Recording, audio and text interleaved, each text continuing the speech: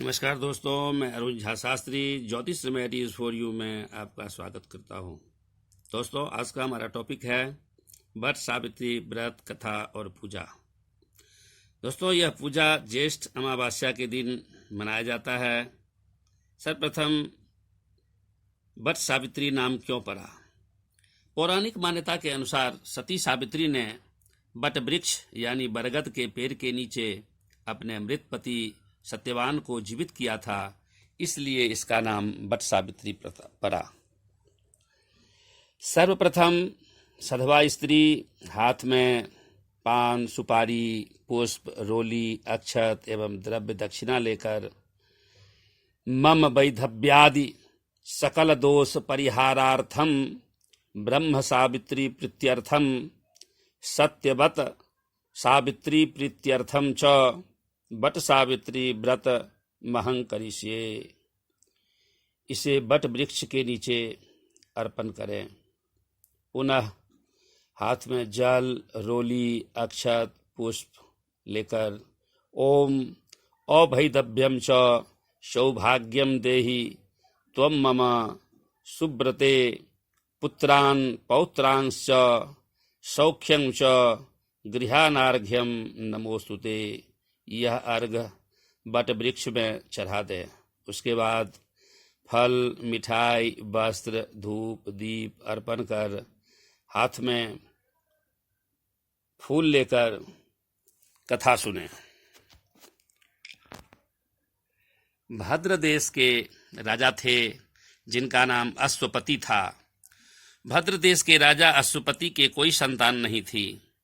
उन्होंने संतान की प्राप्ति के लिए मंत्रोच्चारण के साथ प्रतिदिन 1,00,000 आहुतियां दी। 18 वर्षों तक यह क्रम जारी रहा।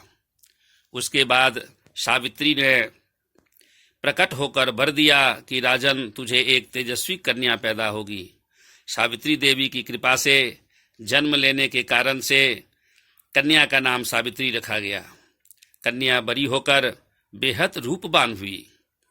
योग्य वर न मिलने की वजह से सावित्री के पिता दुखी थे। उन्होंने कन्या को स्वयं वर तलाशने के लिए भेजा। सावित्री तपोवन में भटकने लगी। वहां साल्व देश के राजा द्युम्नसेन रहते थे।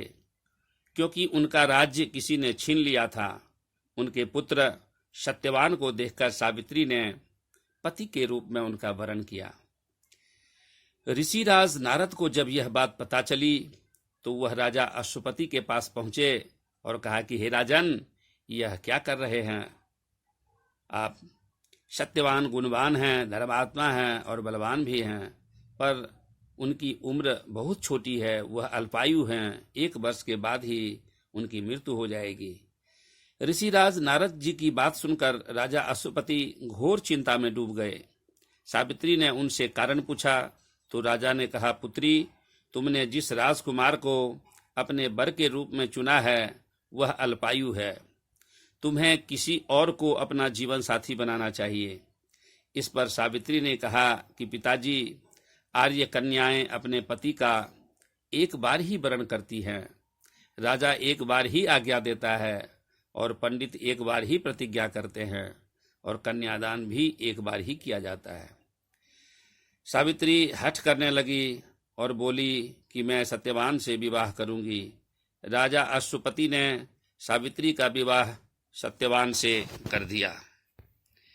सावित्री अपने ससुराल पहुंचते ही सास ससुर की सेवा करने लगी।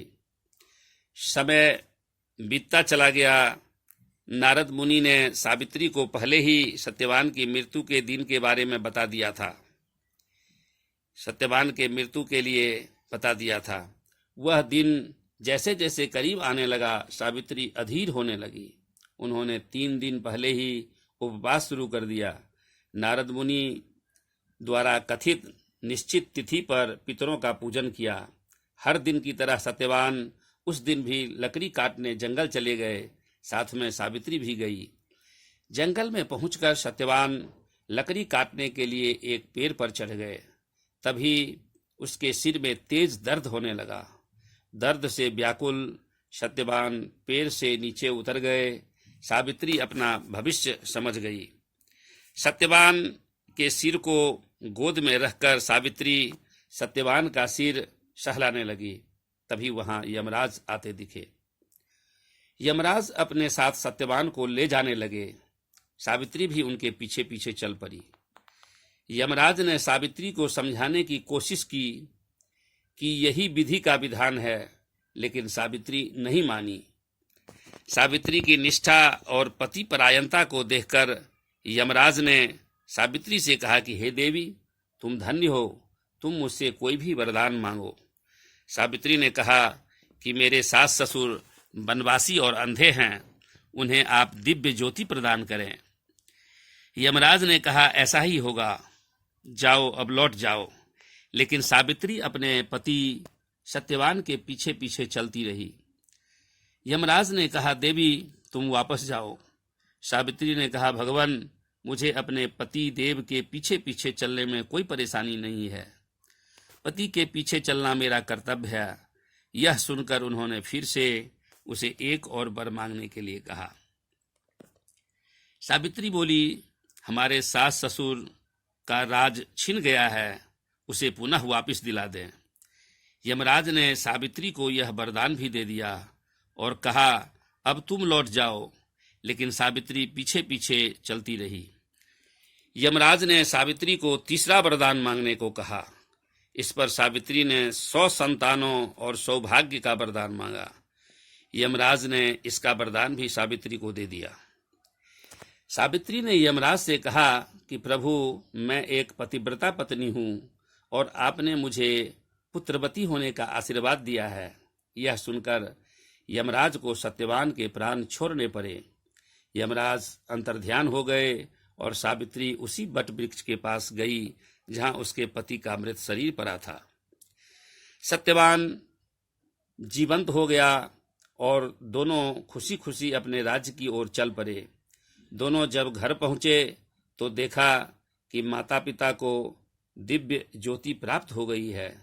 इस प्रकार सावित्री सत्यवान चिरकाल तक राज्य सुख भोगते रहे। अतः पतिव्रता सावित्री के रूप में प्रथम अपने सास ससुर का उचित पूजन करने के साथ ही अन्य विधियों को प्रारंभ करें। बट सावित्री व्रत करने और इस कथा को सुनने से उपवास के वैवाहिक जीवन या जीवन साथी की आयु पर किसी प्रकार का कोई संकट आया भी तो वह टल जाता है। इसके बाद हाथ का फूल लेकर बरगद के वृक्ष पर अर्पण करें। साथ ही कच्चा धागा लेकर